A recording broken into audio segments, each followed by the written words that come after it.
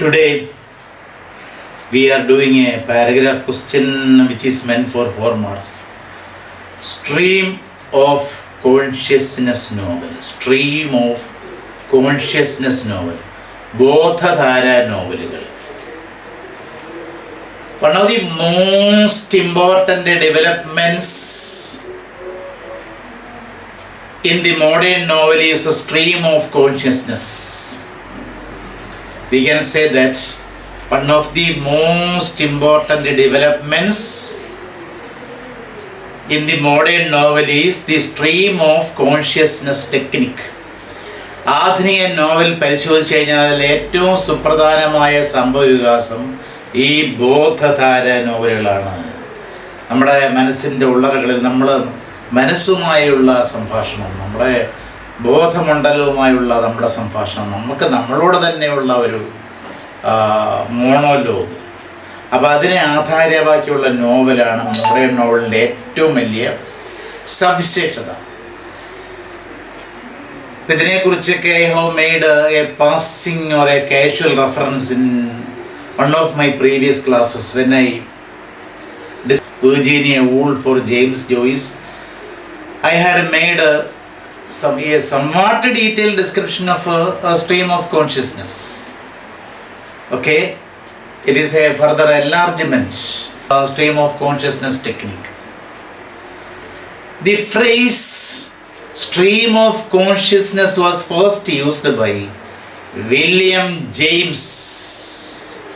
The phrase stream of consciousness was first used by William James in his book Principles of Psychology. ഈ stream of consciousness ബോധധാര എന്നുള്ള ഈ ഒരു വാക്ക് തന്നെ, ഈ phrase തന്നെ ആദ്യമായി കോയിൻ ചെയ്ത് ഉണ്ടാക്കിയത് വില്യം ജെയിംസ് എന്ന് പറയുന്ന ആളാണ്. അദ്ദേഹത്തിൻ്റെ പ്രിൻസിപ്പിൾസ് ഓഫ് സൈക്കോളജി എന്ന് പറയുന്ന പുസ്തകത്തിൽ എന്തിനു വേണ്ടിയിട്ടാണ്?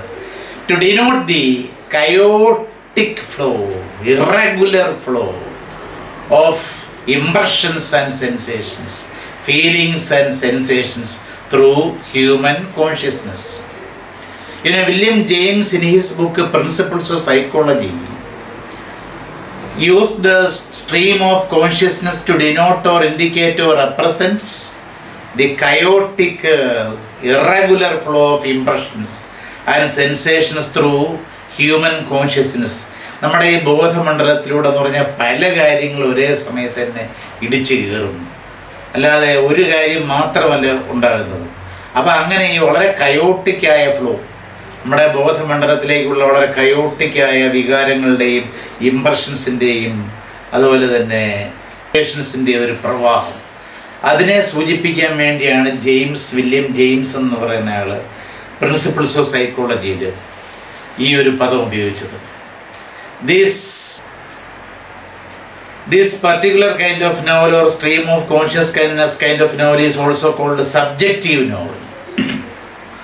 Stream of consciousness kind of novel is also can be labeled or described as subjective novel or psychological novel.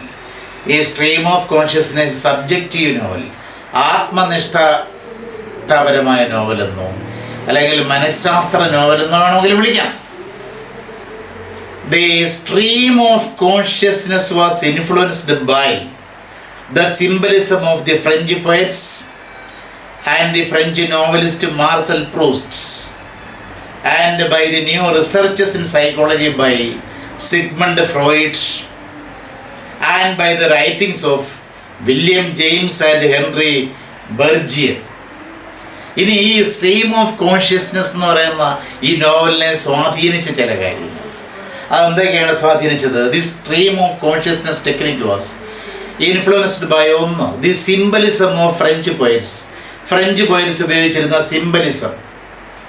രണ്ട്, the novelist Marcel Proust, French നോവലിസ്റ്റായ മാർസൽ പ്രൂസ്റ്റ് വളരെ പ്രശസ്തമായ ഏതാണ്ട് ഒരു പ്രത്യേക രീതിയിലുള്ള ഒരു സ്ട്രീം ഓഫ് കോൺഷ്യസ്നസ് പോലെയുള്ള നോവൽസ് എഴുതിയിരുന്ന ആളാണ് മാർസൽ പ്രൂസ്റ്റ്. ദ സ്പേക്ക് തെരദൂസ്ട്രേ എന്ന് പറയുന്ന അദ്ദേഹത്തിൻ്റെ പ്രശസ്തമായ ഒരു നോവലുണ്ട് Marcel പ്രൂസ്റ്റിൻ്റെ.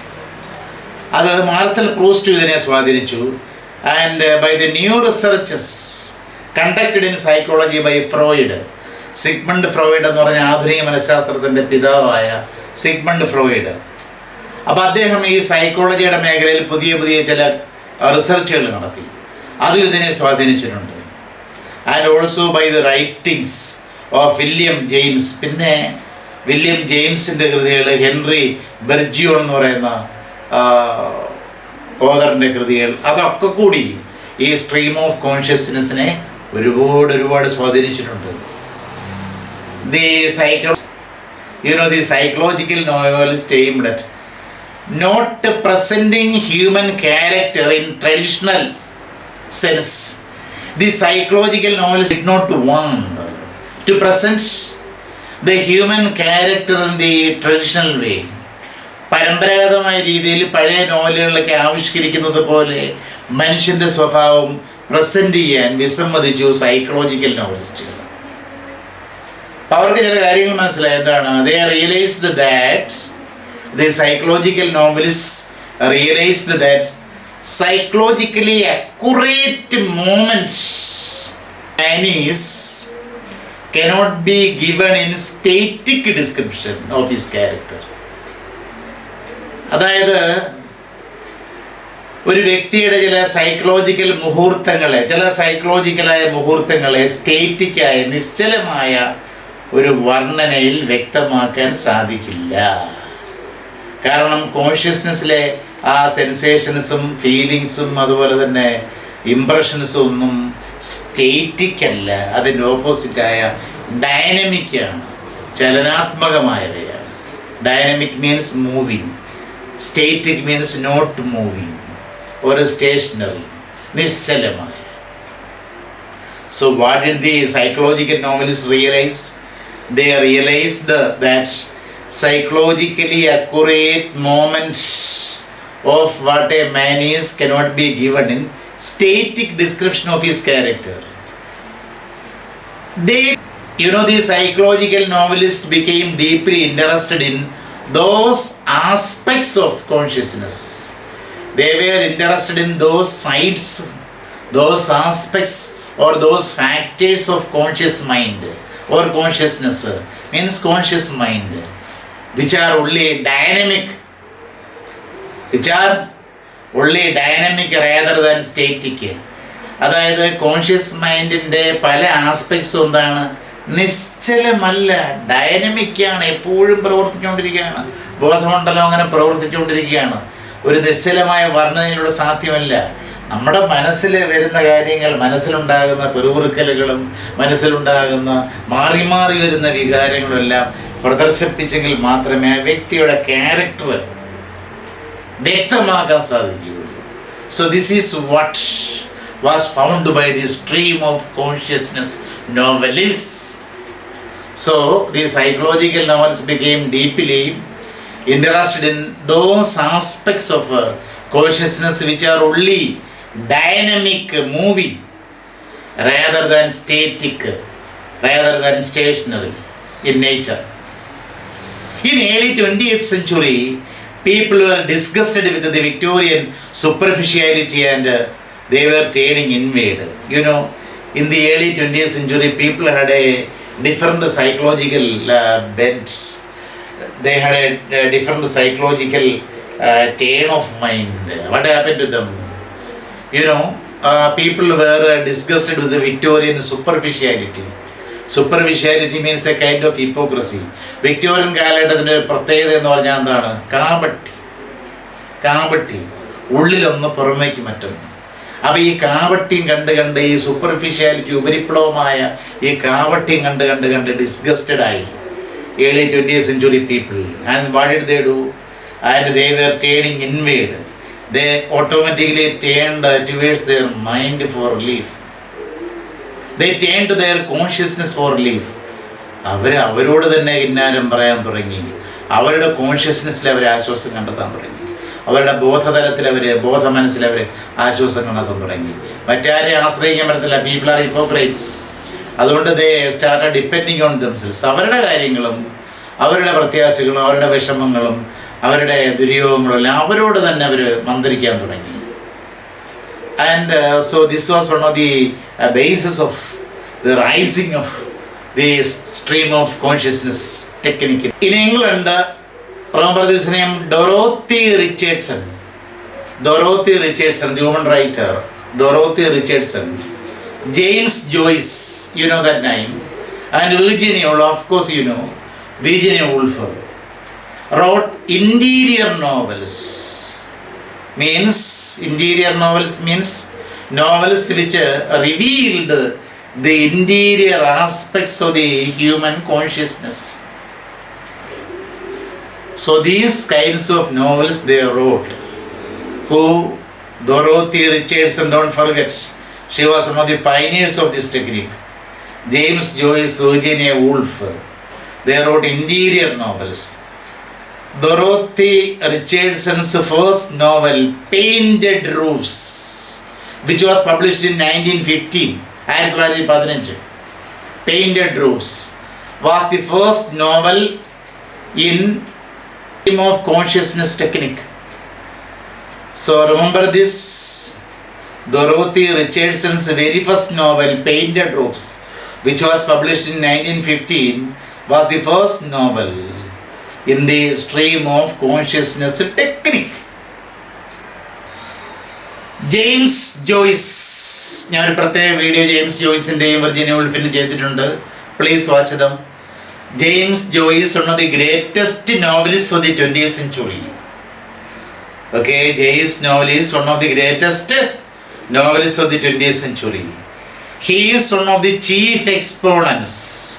He is one of the chief or main important pioneers or important men of the stream of consciousness technique in English novel.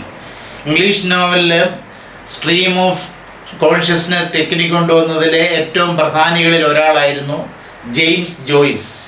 അദ്ദേഹത്തിൻ്റെ Ulysses, the portrait of the artist as a young man, വളരെ പ്രധാനപ്പെട്ട stream of consciousness ടെക്നിക്കിൽ എഴുതപ്പെട്ട നോവലുകളാണ് അദ്ദേഹത്തിൻ്റെ. So James Joyce is one of the greatest novelist of the 20th century. He is one of the exponents of the stream of consciousness technique in English novel.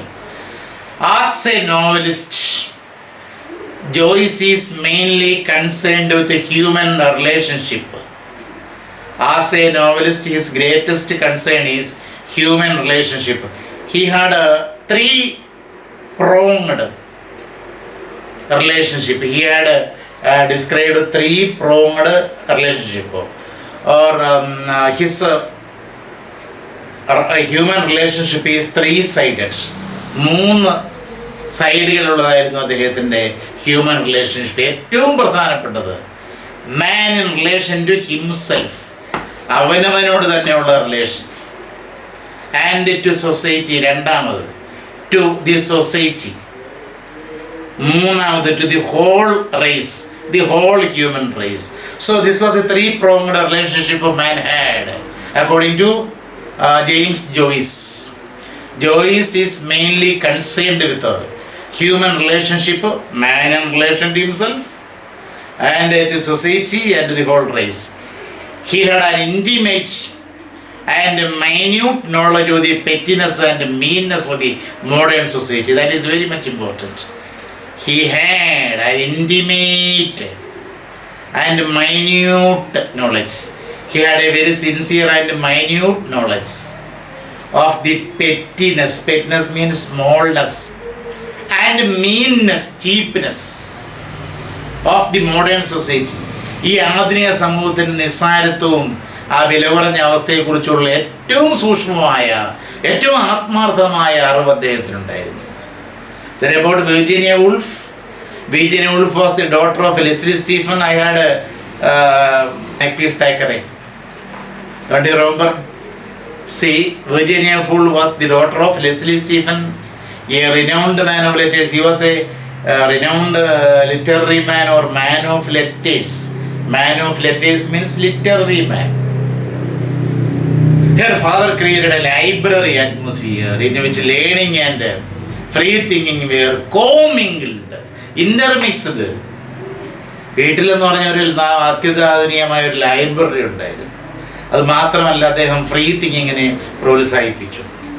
So her father created a library atmosphere in which learning and free thinking were co-mingled or intermixed, or her imagination and literary sensibilities.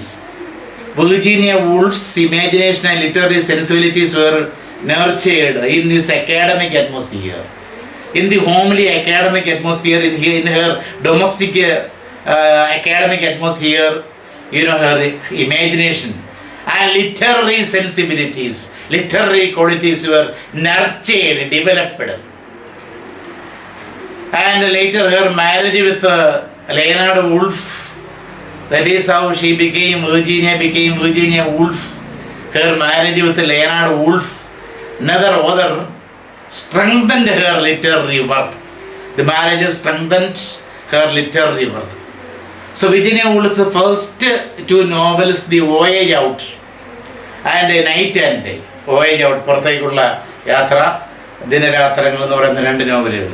Virginia Woolf's first two novels, The Voyage Out and Night and Day, were highly traditional. They were traditional types of novel, and these novels followed the traditional technique.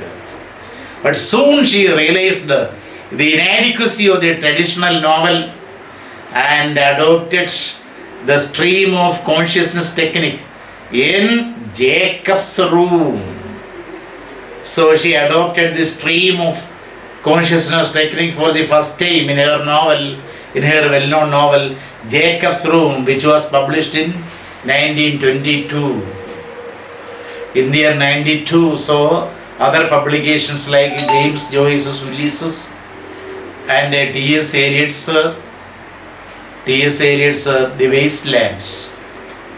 And an important thing, നമുക്ക് ഒരു question paper എങ്കിലും revise ചെയ്യണം. ഞാൻ ഈ യൂട്യൂബിൽ upload ചെയ്യുന്ന കാര്യങ്ങൾ നിങ്ങളെല്ലാവരും പഠിക്കണം. ഞാൻ 31 ക്ലാസ്സുകൾ, ഒരു ശരാശരി ഒരു 41 മിനിറ്റും അതിലധികവും വരുന്ന ഒരു 31 ക്ലാസ്സുകളാണ് നിങ്ങൾക്ക് ഈ ഹിസ്റ്ററി ഓഫ് ലിറ്ററേച്ചറിന് വേണ്ടിയിട്ട് ഞാൻ എടുത്തത്. ഹിസ്റ്ററി ഓഫ് ഇംഗ്ലീഷ് ലിറ്ററേച്ചറിന് വേണ്ടി ഞാൻ നേരത്തെ തന്നെ എടുത്തിട്ടുണ്ട്. അതിൽ അവസാനം വന്ന പ്രധാനപ്പെട്ട കാര്യങ്ങൾ പലരും ഇല്ല എന്നുള്ളതാണ് ഞാൻ മനസ്സിലാക്കിയിരിക്കുന്ന കാര്യം. This A very bad practice. ഇപ്പോൾ ഒരു പരീക്ഷയ്ക്ക് വേസ്റ്റ്ലാൻഡിനെ കുറിച്ചാണ് ചോദിച്ചിരിക്കുന്നത്. ഞാൻ ഈ പല ഓതേഴ്സിൻ്റെ കാര്യങ്ങൾ ചെയ്തപ്പോഴും വളരെ വിശദമായി പല ഓതേഴ്സിൻ്റെ ചില പുസ്തകങ്ങളെക്കുറിച്ച് നല്ല രീതിയിൽ പരാമർശിച്ചിട്ടുണ്ട്. മിക്കവാറും എല്ലാ ഓതേഴ്സിൻ്റെയും ബുക്സിൻ്റെ തീമായാലും പ്ലോട്ടായാലും ഒക്കെ ഞാൻ വർണ്ണിച്ചിട്ടുണ്ട്. അതിൽ നിന്നൊക്കെ ചോദ്യമുണ്ട്. വേസ്റ്റ്ലാൻഡിനെ കുറിച്ച് ഒരു പാരഗ്രാഫ് എഴുതാൻ ചോദിച്ചു. ഞാൻ വേസ്റ്റ്ലാൻഡിനെ കുറിച്ച് പഠിപ്പിച്ചപ്പോൾ അത് എന്താണെന്നും അതെന്താണ് ഡീൽ ചെയ്യുന്നതെന്നും ബ്രോക്കൺ സൈക്കിയെക്കുറിച്ചാണെന്നും യൂറോപ്പ് ആത്മഹത്യ ചെയ്യുന്ന അവസ്ഥയെക്കുറിച്ച് T.S. എലിയറ്റിനോട് എഴുതാൻ പറഞ്ഞപ്പോൾ അദ്ദേഹം എഴുതിയതാണെന്നും ഒക്കെ ഒന്ന് വിശദമായിട്ട് ഞാൻ പറഞ്ഞതാണ്, നിങ്ങളോട് ഞാൻ പറഞ്ഞതാണ്. പിന്നെ അത് മാത്രമല്ല 5 സെക്ഷൻസും ഞാൻ പറഞ്ഞു. 5 പ്രധാനപ്പെട്ട സെക്ഷൻസ്, അതിനെക്കുറിച്ചുള്ള കാര്യങ്ങളെല്ലാം പറഞ്ഞു. അത് പരീക്ഷയ്ക്ക് ചോദിച്ചതാണ്, അതുകൊണ്ടാണ്. അപ്പം ഞാനിനിയിപ്പോൾ ചെയ്യാൻ പോകുന്ന ആ ഒരു മോഡൽ ക്വസ്റ്റ്യൻ പേപ്പർ നമ്മളൊന്ന് റിവൈസ് ചെയ്യും. അതെല്ലാം നിങ്ങളെല്ലാവരും കാണണം, നിങ്ങൾ കുട്ടികൾക്ക് വേണ്ടി ഷെയർ ചെയ്യണം. ഞാനിപ്പോൾ കോഴ്സ് പെറ്റി മൈൻഡ്സ്, അപ്പം അത് അങ്ങനെയാണെന്ന് നിങ്ങൾ ഷെയർ ചെയ്ത് പഠിക്കണം. എനിക്കിപ്പോൾ ഞാൻ പഠിപ്പിച്ച വിഷയമാണ്, അതുകൊണ്ടാണ്. അപ്പോൾ അതിൽ നിങ്ങൾ കുറച്ചുകൂടി ഒന്ന് ശുഷ്കാന്തി കാണിക്കണമെന്ന് ഞാൻ ആഗ്രഹിക്കുന്നതുകൊണ്ടാണ് ഇത് ഞാൻ ചെയ്യുന്നത്. ഓക്കെ.